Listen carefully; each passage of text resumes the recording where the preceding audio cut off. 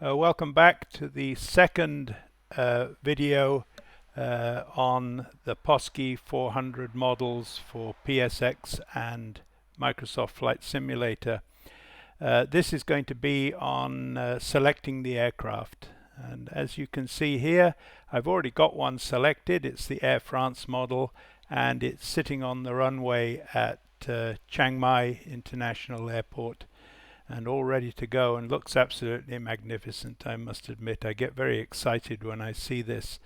But in fact, let's go back and see how we got there. Okay, so I want to go back to the main menu, continue.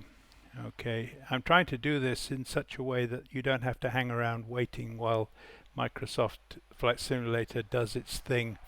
So okay, we're on the welcome screen. Let's go to profile, let's go to hangar, and there's the Air France 747 sitting in the hangar there. And let's go to change aircraft, go to others, and here are all the airplanes that have been downloaded and in the last video that you put into the community folder. 3 cargo versions and 7 passenger versions. There's Qantas, Virgin, Korean, JAL, a couple of British Airways, and 1 Air France. So we've got the Air France selected. Let's leave it like that. Oh no, why not? Let's go for JAL. Why not? Let's go for JAL. Okay, so now JAL has the tick, and we can go back. All right, and we go back to the welcome screen. Most of you are probably familiar with this in any case, so I'm teaching grandmother here, but just follow along with me. We're going to do again Chiang Mai, and we're going to go from runway 36, and let's go to fly. And you just have to hang on. I could tell you a couple of jokes, I suppose, or I could sing you a song, but it's probably better just watching this screen go through its thing as Microsoft Flight Simulator loads. We'll see that this time hopefully we have the JAL, Japan Airlines 747 sitting at Chiang Mai.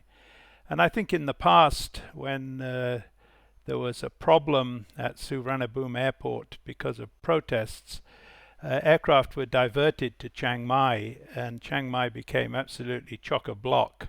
And I'm pretty sure that at some point a JAL 747 arrived here, so it'll be interesting to see. So there we are. There's the view out of the default view out of the cockpit, and there's the aircraft. Now I'm very glad that it's loaded like this, because it shows you one of the known issues with what we're doing here, and we are working on trying to fix it. But this aircraft is loaded with these catering trucks, which we obviously don't want. And if we try to take off now, it'll take off and the catering trucks will come with it.